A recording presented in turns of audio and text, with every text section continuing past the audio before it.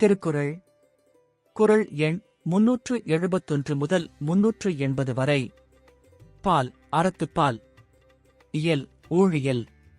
அதிகாரம் ஊழ்.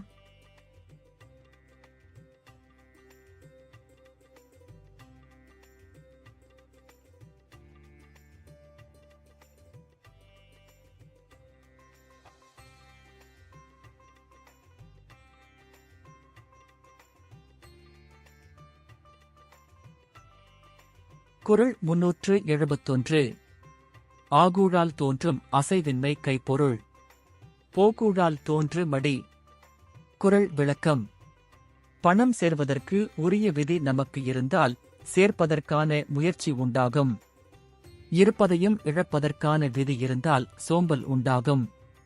குறள் 372. பேதை படுக்கும் இழவூழ் அறிவகற்றும். ஆகலு உற்றக்கடை. குறள் விளக்கம். தாழ்வதற்கு உரிய விதி இருந்தால் அறிவு மனிதனை பேதை ஆக்கும். உயர்வதற்கு உரிய விதி இருந்தால் அறிவு விரிவு பெறும்.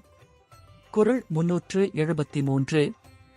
நுண்ணிய நூல் பல கற்பினும் மற்றுந்தன். உண்மையறிவே மிகும். குறள் விளக்கம். ஒருவன் நுட்பமான நூல் பலவற்றைக் கற்றாலும் ஊழுக்கு ஏற்றவாறு அவனுக்கு உள்ள தாகும் அறிவே மேம்பட்டுத் தோன்றும். குறள் 374. இருவேறுலக தியற்கை தெரிவேறு. தெள்ளியராதலும் வேறு. குறள் விளக்கம். உலகின் இயல்பு இருவகைப்பட்டது. செல்வரை ஆக்கும் விதியும் அறிஞரை ஆக்கும் விதியும் வேறு வேறாம். குறள் 375. நல்லவை எல்லாந் தீயவான் தீயவும். நல்லவான் செல்வன் செயற்கு. குறள் விளக்கம். நாம் பணத்தை பெருக்க எடுக்கும் முயற்சியில் காலம், இடம், தொழில் ஆகியவை சரியாக இருந்தாலும் தீய விதி குறுக்கிட்டால் நட்டம் உண்டாகும். அவை சரியாக இல்லை என்றாலும் நல்ல விதி வருமானால் லாபம் உண்டாகும். குறள் 376. பரியினம் ஆகாவாம் பாலல்ல உய்த்துச். சொரியினம் போகா தம. குறள் விளக்கம். எத்தனை காத்தாலும் நமக்கு விதி இல்லை என்றால் செல்வம் நம்மிடம் தங்காது.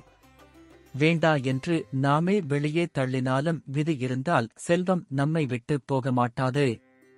குறள் 377. வகுத்தான் வகுத்த வகையல்லார் கோடி. தொகுத்தார்க்குன் துய்த்த லரிது. குறள் விளக்கம்.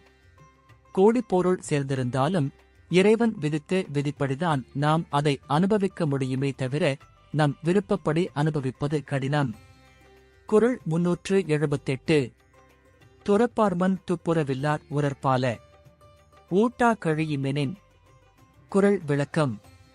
துன்பங்களை அனுபவிக்க வேண்டும் என்னும் விதி ஏழைகளை தடுத்திருக்கவில்லை என்றால் அவர்கள் துறவியர் ஆகியிருப்பார்கள். குறள் 379. நன்றாங்கால் நல்லவாக் காண்பவர் அன்றாங்கால் அல்லற்படுவதவன். குறள் விளக்கம். நல்லது நடக்கும்போது மட்டும் நல்லது என அனுபவிப்பவர் தீயது நடக்கும்போது மட்டும் துன்பப்படுவது ஏன்? குறள் 380. ஊழிற் பெருவலி யாவுள மற்றொன்று. சூழினும் தான் முன் துரும். குறள் விளக்கம்.